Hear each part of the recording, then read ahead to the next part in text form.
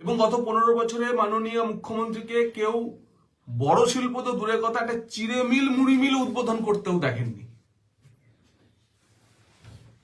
সংবাদ মাধ্যমের কাছে অনুরোধ করবো যে মুখ্যমন্ত্রী মুড়ি মিলের উদ্বোধন করছে তারও ছবি যদি দেখাতে পারেন, তাও আপনারা দেখাতে পারবেন না। তার হাত দিয়ে কোনো কারখানার ধোঁয়া উঠছে না,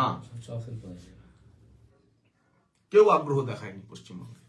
এটাই হচ্ছে পশ্চিমবঙ্গের শিল্প বিনিয়োগের করুণ পরিস্থিতি। সবাই জানে যে বীরভূমের এই মাটিতে, এই পাথরের এলাকায় অন্তত পক্ষে সোনার মতো পাথর ফলে।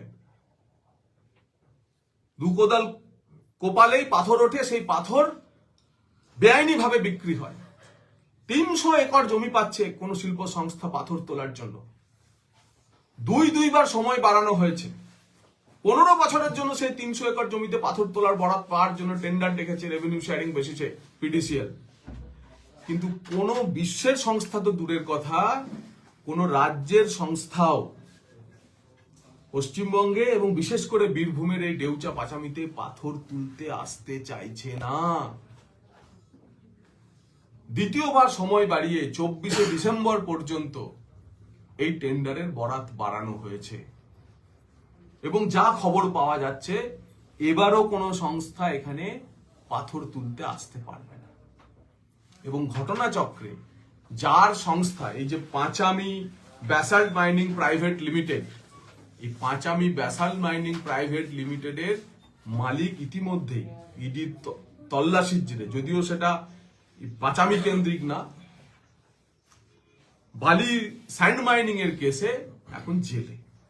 অর্থাৎ সরকার যাকে এখানে পাথর তুলতে দিল সে অন্য জেলায় বালি তোলার কেসে কেস খেয়ে ইডির জেলে, ইডির হেফাজতে এখন থেকে জেলে। অর্থাৎ কেমন লোককে সরকার শিল্প করার জন্য বীরভূমের মানুষের কাছে দিয়েছিল আপনারা বুঝতে পারছেন।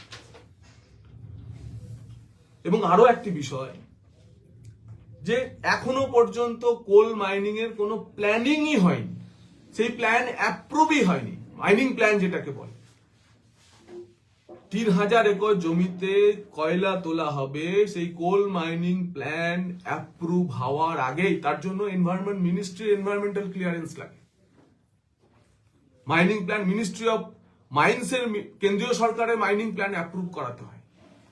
সেসব ছাড়াই প্রায় 2000 জন মানুষকে কর্মসংস্থানের নামে চাকরি দেওয়া হয়েছে। কিন্তু ঘটনাচক্রে সবচেয়ে বেশি জমি গেছে আদিবাসীদের, সবচেয়ে কম চাকরি পেয়েছে আদিবাসীরা। নন আদিবাসী যারা ডেউচা পাচামি মোহাম্মদ বাজার হরিশিঙ্গার ওই চত্বরে, তারা বেশি চাকরি পেয়েছে। নন রেসিডেন্ট যারা ওখানে থাকেন না, যারা তারা চাকরি পেয়েছে, স্বজন পোষণ হয়েছে চাকরিতে। একটি বিষয় ধরে ভবিষ্যতে আমরা আপনাদের সামনে নিয়ে আসব। কিন্তু আজ মাননীয় মুখ্যমন্ত্রী যখন শিল্প সম্মেলন করছেন, ঠিক তার আগে 1 বছর 1.5 বছর আগে যে ভাঁওতা এই সরকার বীরভূমের মানুষকে দিয়েছে, সেই প্রেক্ষিতে আমরা কয়েকটি প্রশ্ন রাখতে চাই। এক, আপনি যদি তড়িঘড়ি করে 12 একর জমিতে কয়লা তোলার কাজ শুরু করেছিলেন, তাহলে 1 বছরের মধ্যে আপনাকে 12ই নভেম্বর সেই সংস্থার হাত থেকে ওই সাইট ফিরিয়ে নিতে হলো কেন?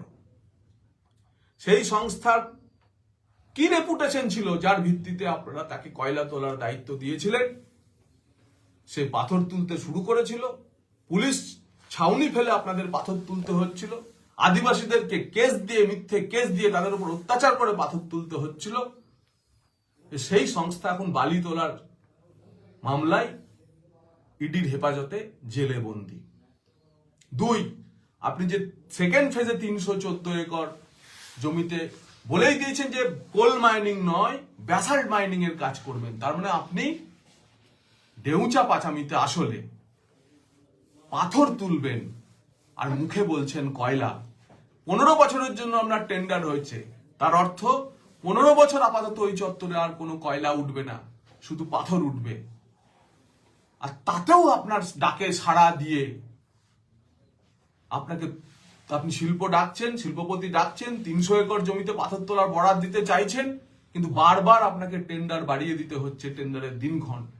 কেউ আপনার ডাকে সাড়া দিচ্ছে না। তার কারণ বীরভূমে পাথরবাজিকে কেন্দ্র করে যে অনৈতিকতা, যে ইলিগালিটি, যে বেআইনি কারবার চলছে, তাতে কোনো সুস্থ স্বাভাবিক ইন্ডাস্ট্রিয়ালিস্ট বিনিয়োগকারী এখানে এসে ব্যাসাল্ট মাইনিং এর কাজও করতে পারবে না।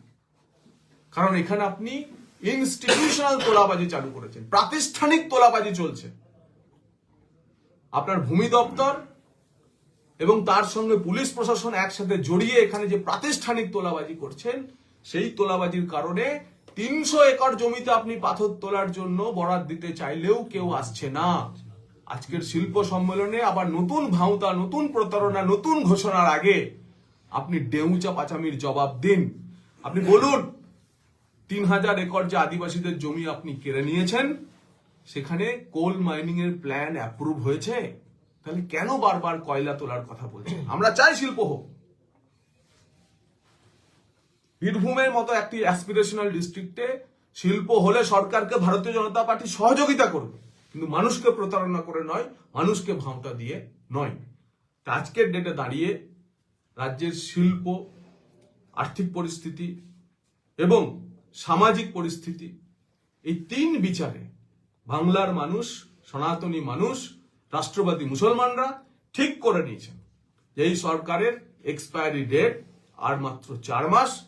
4 মাস পর বাংলায় বদল হবে, বাংলায় তৃণমূলের বিসর্জন হবে, নিশ্চিতভাবে এখানে বিজেপির সরকার প্রতিষ্ঠিত হবে এবং কোর্স কারেকশন, বাংলার হৃত গৌরবকে ফেরানোর জন্য, বাংলার হারানো গৌরবকে ফেরানোর জন্য যা যা করার, উপরে নরেন্দ্র মোদী আর পশ্চিমবঙ্গে ভারতীয় জনতা পার্টির কার্যকর্তাদের তৈরি সরকার তারা ঠিক করবে। সেই লক্ষ্য, সেই মিশনে ভারতীয় জনতা পার্টি প্রদেশ, প্রতিটি জেলা, বীরভূম জেলার কার্যকর্তারা কাজ করছে। আমার পক্ষ থেকে এটুকুই। আপনাদের কোনো প্রশ্ন থাকলে করতে পারেন।